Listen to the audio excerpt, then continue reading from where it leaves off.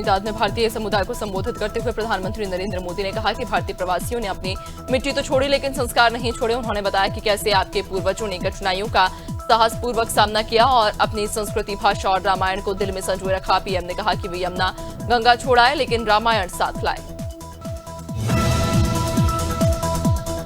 पश्चिम अफ्रीकी देश माली में अलकायदा से जुड़े आतंकियों ने डायमंड सीमेंट फैक्ट्री पर हमला कर दिया। वहां काम कर रहे 3 भारतीयों को भी अगवा कर लिया। यह घटना 1 जुलाई को हुई जब कई सरकारी और सैन्य ठिकानों पर आतंकी हमले हुए। भारत सरकार ने इस पर गहरी चिंता जताते हुए विदेश मंत्रालय के माध्यम से तुरंत कार्रवाई और भारतीयों की सुरक्षित रिहाई की मांग की। अमेरिकी संसद के निचले सदन में डोनाल्ड ट्रंप का बिग ब्यूटीफुल बिल पास हो गया, जो टैक्स और खर्चों में कटौती से जुड़ा।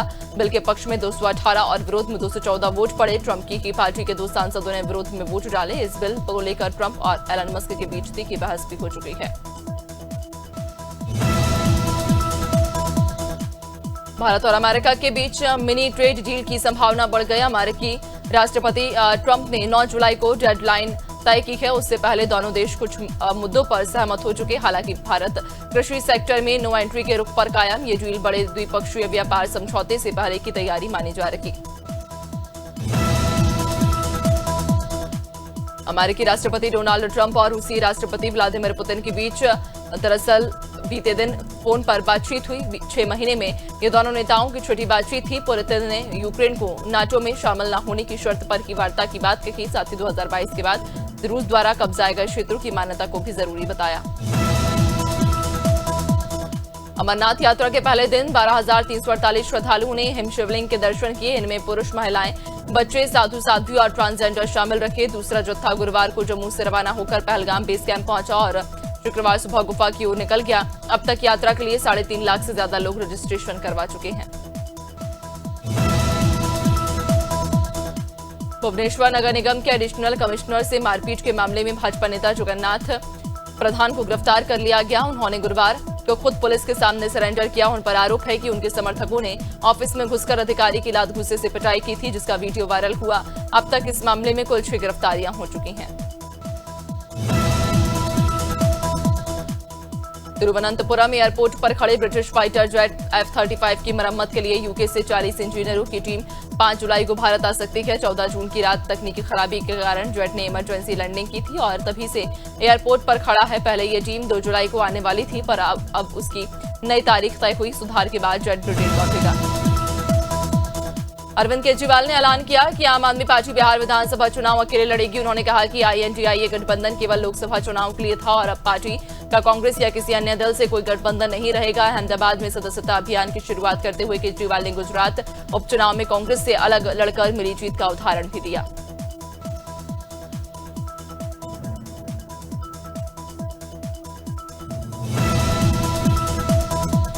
कोलकाता हाईकोर्ट ने लॉ कॉलेज गैंगरेप मामले में ममता सरकार से रिपोर्ट मांगी है और बंगाल के सभी कॉलेजों और यूनिवर्सिटी में छात्र संघ कार्यालयों को बंद करने का आदेश दिया। कोर्ट ने कहा कि चुनाव होने तक छात्र संघ के कमरे इस्तेमाल नहीं होंगे। जरूरत पड़ने पर यूनिवर्सिटी रजिस्ट्रार से अनुमति लेनी होगी। कोर्ट ने आरोपी वकील की बार काउंसिल से सदस्यता रद्द करने की भी मांग की।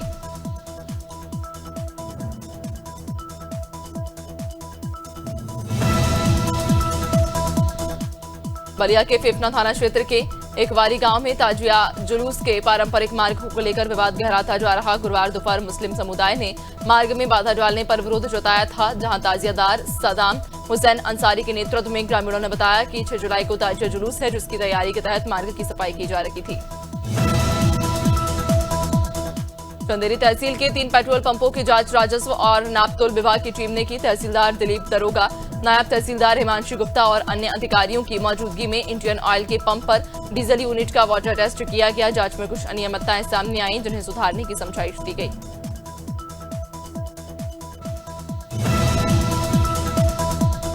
नेशनल हाईवे 30 पर रातेसरा के पास सोयाबीन से भरा ट्रक देर रात अनियंत्रित होकर पलट गया। हादसे में चालक को गंभीर चोटें आईं, जिसे चारामा अस्पताल में भर्ती कराया गया। ड्राइवर ने बताया कि झपकी लगने के कारण ट्रक पलटा। ट्रक के पलटने के पास में लगा ट्रांसफार्मर क्षतिग्रस्त हो गया, जिससे इलाके की बिजली सप्लाई रात भर ठप रही। निदौली के बसनिया गांव के पास जंगल में अनूपपुर से आए 4 हाथियों के दल ने गांव में दहशत मचा दी है। बरवारा में राय सिंह और भंवरखंडी में राजकुमारी के मकानों को हाथियों ने नुकसान पहुंचाया। वन विभाग ने हाथियों की निगरानी के लिए टीमें बनाई। रैपिड रिस्पांस टीम और हाथी मित्र दल को भी अलर्ट मोड पर रखा गया ताकि जरूरत पड़ने पर तत्काल मदद मिल सके। रसड़ा थाना क्षेत्र के हिस्ट्री शीटर मानवेंद्र सिंह उर्फ प्रिंस ने पुलिस पूछताछ के दौरान चांदपुर डुमरिया मार्ग की पुलिया के नीचे असलहा छिपाने की जानकारी दी। जब पुलिस उसे लेकर मौके पर पहुंची तो उसने झाड़ियों से पिस्टल निकालकर फायरिंग कर दी। जवाबी कार्रवाई में पुलिस ने गोली चलाई, जिससे वह घायल हो गया। प्रिंस पर दर्जन भर केस भी दर्ज है। शराब पार्टी में हुए विवाद ने हिंसक रूप ले लिया जब एक युवक ने अपने ही रिश्तेदार पर गोली चला दी। गोली लगने से अधेड़ गंभीर रूप से घायल हो गया। फायरिंग के दौरान आरोपी युवक भी चोटिल हो गया। दोनों को इलाज के लिए पहले नजदीकी अस्पताल और फिर जिला अस्पताल रेफर किया गया। घटना से क्षेत्र में हड़कंप का माहौल।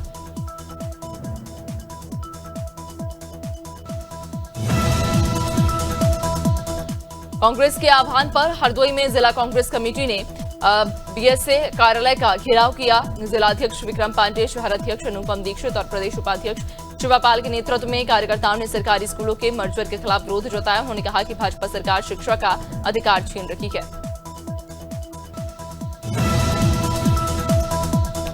हाथरस के सासनी सामुदायिक स्वास्थ्य केंद्र से चौंकाने वाला मामला सामने आया। बता दें कि स्वास्थ्य केंद्र प्रभारी को अपने ही जिले के मुख्य चिकित्सा अधिकारी और जिलाधिकारी का मोबाइल नंबर तक नहीं पता। जब पत्रकारों ने सीएमओ और डीएम का नंबर मांगा तो प्रभारी साहब ने बड़ी मुश्किल से नंबर बताया, वो भी गलत निकला।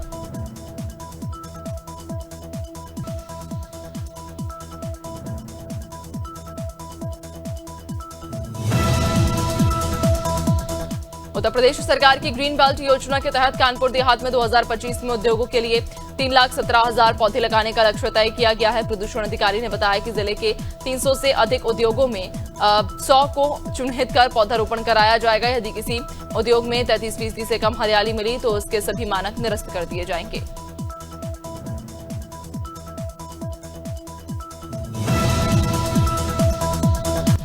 गंजडुंडवारा में 7 साल की बच्ची से युवक संजीव उर्फ संजू ने मक्का के खेत में दुष्कर्म किया। आरोपी मौके से भाग निकला, लेकिन पुलिस ने 12 घंटे में अलीपुर गोरहा नहर के पास मुठभेड़ में उसे गिरफ्तार कर लिया। भागने की कोशिश में पुलिस ने उसके पैर में गोली मारी।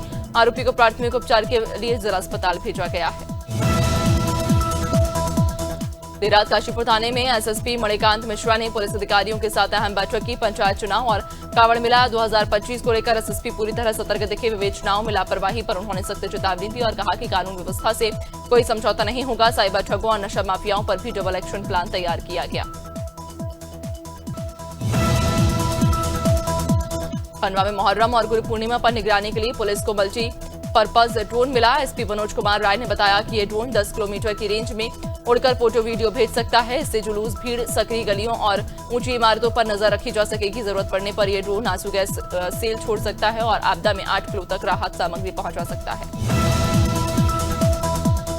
जिलाधिकारी मधुसूदन हुल्गी ने उद्यान सभागार में निर्माणाधीन परियोजनाओं की समीक्षा बैठक ली। उन्होंने पूर्ण हो चुकी परियोजनाओं को जल्द हैंडओवर करने और रुकी परियोजनाओं के लिए शासन से धनराशि की प्रभावी मांग करने के निर्देश दिए। उन्होंने प्रधानमंत्री इंटर्नशिप योजना के तहत विद्यार्थियों की अप्रेंटिसशिप सुनिश्चित करने को भी कहा। मंदसौर के गरुड़ थाना क्षेत्र के कछवालिया गांव में एक 65 वर्षीय किसान बलराम गायरी की हत्या का सनसनीखेज मामला सामने आया। खेत में सो रहे थे, तभी किसी अज्ञात व्यक्ति ने सिर और पैरों पर हथियार से वार कर उनकी हत्या कर दी। सुबह ग्रामीणों ने पुलिस को सूचना दी। फॉरेंसिक टीम और डॉग स्क्वाड ने मौके पर जांच शुरू कर दी।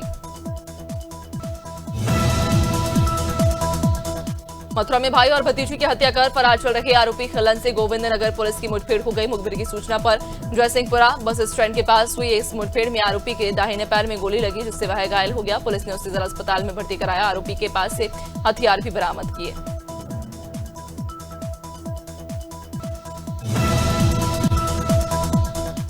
मऊ में जिला बेसिक शिक्षा अधिकारी संतोष उपाध्याय को 2 वर्षों के उल्लेखनीय, उत्कृष्ट और नवाचारी कार्यों के लिए सम्मानित किया गया।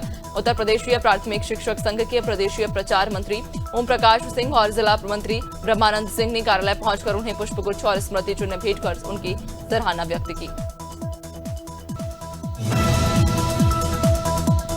मुजफ्फरनगर में कावड़ यात्रा को लेकर प्रशासन पूरी तरह सतर्क है। एसएसपी संजय कुमार वर्मा और डीएम के नेतृत्व में फ्लैग मार्च निकाला गया। यात्रा मार्गों की तैयारियों का निरीक्षण भी हुआ। कावड़ यात्रा को लेकर जिले में सियासी माहौल गर्म। हिंदू संगठनों द्वारा नेम प्लेट चेक करने की घटनाओं ने विवाद को और बढ़ा दिया।